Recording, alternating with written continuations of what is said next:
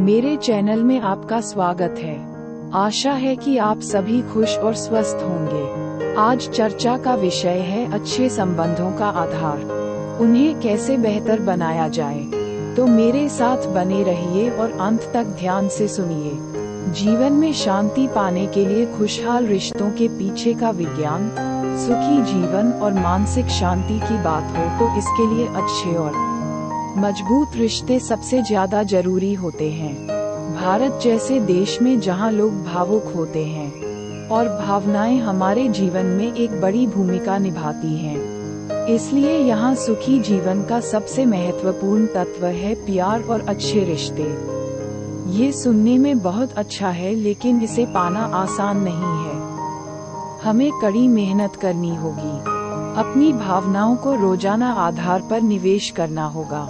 अच्छे संबंध बनाने होंगे जैसे हम लक्ष्यों या सफलता को प्राप्त करने के लिए करते हैं और उन्हें लंबे समय तक बनाए रखते हैं। लेकिन वर्तमान समय में परिवार छोटे छोटे टुकड़ों में टूट रहे हैं, छोटे से छोटे होते जा रहे हैं। माता पिता को छोड़ना और परिवार से अलग होना बहुत सामान्य बात है, लेकिन जीवन साथी भी एक दूसरे के साथ ज्यादा समय तक टिक नहीं पाते हैं। इसलिए आजकल अलगाव और तलाक बहुत आम बात है।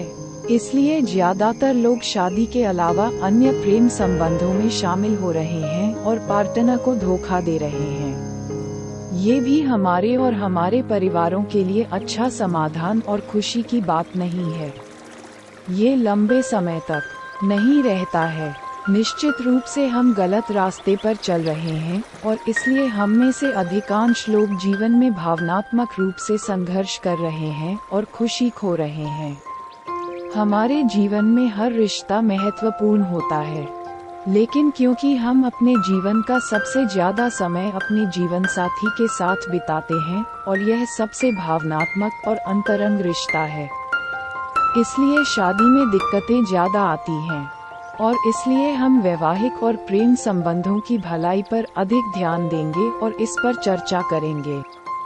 जब प्रेम संबंधों की बात आती है तो हम में से अधिकांश लोग इसे लेकर उत्साहित होते हैं। हम प्यार के शुरुआती चरणों से उत्साहित हैं, लेकिन धीरे धीरे प्यार पाकर हम रोजमर्रा की जिंदगी में समय के साथ चीजों में खो जाते हैं और अपने संबंधों को हल्के में लेते हैं और हम अपनों को तवज्जो देना बंद कर देते हैं। फिर रिश्तों में दूरियां बढ़ती जाती हैं और हम खुद को नकारात्मक भावनाओं, अकेलेपन, अवसाद और गलत आदतों के दौर में लड़खड़ाते हुए पाते हैं। इससे इनकार नहीं किया जा सकता है। खुश और स्वस्थ रिश्ते बनाना और बनाए रखना कठिन है, लेकिन खुशहाल रिश्तों के बारे में अध्ययन का एक बढ़ता हुआ क्षेत्र तेजी से स्वस्थ, सबसे खुशहाल जोड़ों और परिवारों की आदतों में विज्ञान आधारित मार्गदर्शन प्रदान कर रहा है। यह इस बात पर आधारित है कि हम किसी भी संघर्षपूर्ण रिश्ते को कैसे बेहतर बनाते हैं। प्रेम और संबंधों का विज्ञान बुनियादी विषयों पर आधारित है जो एक साथ सरल, स्पष्ट हैं। हालांकि यह करना मुश्किल है, लेकिन निश्चित रूप से संभव है। सहानुभूति, सकारात्मकता और एक मजबूत भावनात्मक संबंध पूरे जीवन के लिए सबसे खुशहाल और स्वस्थ संबंधों को चलाते हैं। पहली जरूरी बात, मजबूत भावनात्मक संबंध बनाए रखना। मनोविज्ञान के अनुसार सबसे महत्वपूर्ण बात यह है कि प्यार भरे रिश्तों का रहस्य और उन्हें वर्षों तक मजबूत और जीवंत बनाए रखने के लिए बार बार प्यार में पड़ना। भावनात्मक जवाबदेही है जीवन भर के प्यार के लिए। ये क्लिनिकल साइकोलॉजिस्ट सू जॉनसन का कहना है। उनका कहना है कि प्यार भावनात्मक समायोजन और ट्यून किए जाने के बारे में है। ये भी कहते हैं, प्यार में महत्वपूर्ण सवाल ये है, पहले, क्या आप हमेशा मेरे लिए हैं? दूसरा, क्या आप मेरे दोस्त हैं और क्या आप सभी चीजों में मेरी मदद करेंगे? जॉनसन के अनुसार हर जोड़े में मतभेद होते हैं। जो जोड़े दुखी होते हैं जब उनके पास भावनात्मक वियोग होता है और वे इस व्यक्ति के साथ सुरक्षित महसूस नहीं कर सकते, फिर गलत आलोचना और अस्वीकृति, अक्सर रक्षात्मकता और वापसी के साथ मिले, जो अत्यधिक परेशान करने वाले होते हैं। और यह कि हमारा मस्तिष्क एक खतरे के संकेत के रूप में व्याख्या करता है। भागीदारों के बीच भावनात्मक जवाबदेही को बढ़ावा देना। जॉनसन ने इमोशनली फोकस्ड थेरेपी की शुरुआत की, जिसमें जोड़े बातचीत के माध्यम से बंधन बनाना सीखते हैं जो जरूरतों को व्यक्त करते हैं और आलोचना से बचते हैं। जोड़ों को ये सीखना होगा कि भावनाओं के बारे में कैसे बात की जाए जो दूसरे व्यक्ति को करीब लाती है। दूसरी जरूरी बात, वैवाहिक जीवन में सकारात्मक बातों को दैनिक अभ्यास के रूप में रखना। शादी की समस्याओं को सुलझाने पर लंबा समय देने वाली कैरी कोल का कहना है कि अगर कपल सकारात्मकता पैदा करने वाले काम नहीं कर रहा है, तो किसी भी रिश्ते में इमोशनल डिसएंगेजमेंट आसानी से हो सकता है। और जब ऐसा होता है, तो कभी कभी उन्हें ऐसा लगता है कि वे अब एक दूसरे को जानते भी नहीं हैं। 1970 के दशक से द गॉटमैन इंस्टीट्यूट रिश्ते की संतुष्टि का अध्ययन कर रहा है, जो संस्थान के मनोवैज्ञानिकों को जोड़ों को छोटी छोटी चीजों में शामिल होने के लिए प्रोत्साहित करता है और संपर्क के नियमित अभ्यास, जो एक दूसरे की प्रशंसा प्रदर्शित करता है। शुरू करने के लिए एक आसान जगह हर दिन अपने साथी की तारीफ करने के तरीके ढूंढना है। कोल कहते हैं, चाहे वह किसी चीज के लिए अपनी प्रशंसा व्यक्त कर रहा हो या उन्हें बता रहा हो, विशेष रूप से आप उनके बारे में क्या पसंद करते हैं। यह अभ्यास 2 लाभकारी चीजों को पूरा कर सकता है।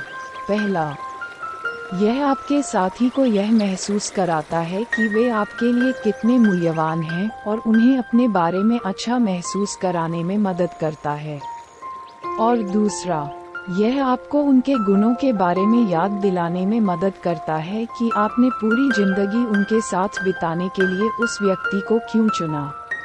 तीसरी जरूरी बात, दिमाग की सुनो, सिर्फ अपने दिल की नहीं। जब मस्तिष्क और प्यार की बात आती है, जैविक मानव विज्ञानी और किन्से संस्थान के वरिष्ठ साथी हेलेन फिशर ने लोगों को मस्तिष्क स्कैनर में डालने के बाद पाया है कि उच्च संबंध संतुष्टि की रिपोर्ट करने वाले लोगों में 3 आवश्यक न्यूरोरासायनिक घटक पाए जाते हैं। सहानुभूति का अभ्यास करना, अपनी भावनाओं और तनाव को नियंत्रित करना और अपने साथी के बारे में सकारात्मक विचार बनाए रखना।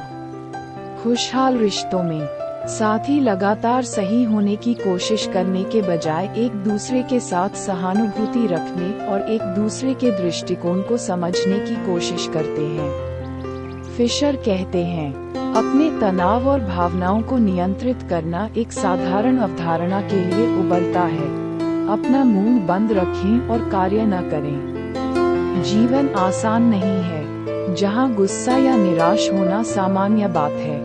यदि आप स्वयं को क्रोधित होने से नहीं रोक सकते हैं, तो जिम जाकर, किताब पढ़कर, कुत्ते के साथ खेलकर या किसी मित्र को बुलाकर एक ब्रेक लें। अपने मन को शांत करने के लिए कुछ भी करें, लेकिन अपने जीवन साथी के प्रति गुस्सा या आक्रामकता न दिखाएं। अपने साथी के प्रति सकारात्मक विचार रखना, जिसे फिशर सकारात्मक भ्रम कहता है, ये सब आपके रिश्ते के नकारात्मक पहलुओं पर ध्यान केंद्रित करने में लगने वाले समय को कम करने के बारे में है।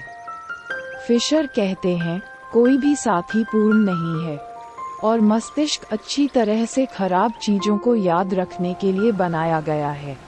लेकिन अगर आप उन चीजों को अनदेखा कर सकते हैं और केवल महत्वपूर्ण बातों पर ध्यान केंद्रित कर सकते हैं, तो ये शरीर के लिए अच्छा है, दिमाग के लिए अच्छा है और रिश्ते के लिए अच्छा है।